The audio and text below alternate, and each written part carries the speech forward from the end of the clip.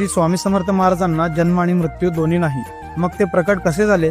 प्रकट दिनाचा हा इतिहास तुम्हाला माहित नसेल तर हा व्हिडिओ पूर्ण बघा. श्री स्वामी समर्थ महाराज हे आंध्र प्रदेशातील श्रीशैल जवळ असलेल्या कर्दळी वनातून प्रकट झाले. 1459 साली श्री नरसिंह सरस्वती स्वामी महाराज यांनी गाणगापुरास निर्गुण पादुका स्थापन केल्या व त्यानंतर श्रीशैल यात्रेचे निमित्त साधून ते कर्दळी वनात अदृश्य झाले. याच कर्दळी वनात सुमारे 300 ते 350 वर्ष महाराजांनी कठोर तपश्चर्या केली. या काळात मुंग्यांनी त्यांच्यावर वारुळ रचले. एक लाकूड तोडत असताना त्याची कुऱ्हाड ही या वारुळावर पडली आणि त्या वारुळातून रक्त वाहू लागले. बघता क्षणी त्या वारुळातून एक अजानुबाहू तेजस्वी मूर्ती प्रकट झाली आणि तेच होते अक्कलकोटचे श्री स्वामी समर्थ महाराज. त्याच दिवसाला आपण प्रकट दिन म्हणून साजरा करतो. नंतर काशी, प्रयाग असे भ्रमण करत ते उत्तरेकडून दक्षिणेत आले. 1856 मध्ये स्वामी समर्थ महाराजांनी अक्कलकोटमध्ये प्रवेश केला आणि सगळ्यात आधी ते याच खंडोबा मंदिरमध्ये थांबले होते. स्वामींनी 22 वर्ष अक्कलकोटमध्ये वास्तव्य केले आणि अक्कलकोट हे तीर्थक्षेत्र झाले. अक्कलकोट ही एक अशी जागा आहे जिथे स्वामींनी आपली साधना केली, भक्तांना आशीर्वाद दिले आणि भिवू नकोस, मी तुझ्या पाठीशी आहे असा विश्वास दिला.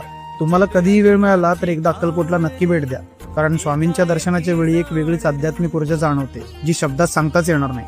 स्वामींच्या कृपेने तुमच्या जीवनात सुख, शांती आणि समृद्धी येवो हीच या प्रकट दिनी स्वामींकडे प्रार्थना. जर तुम्हाला प्रकट दिनाची ही माहिती Download ShareChat.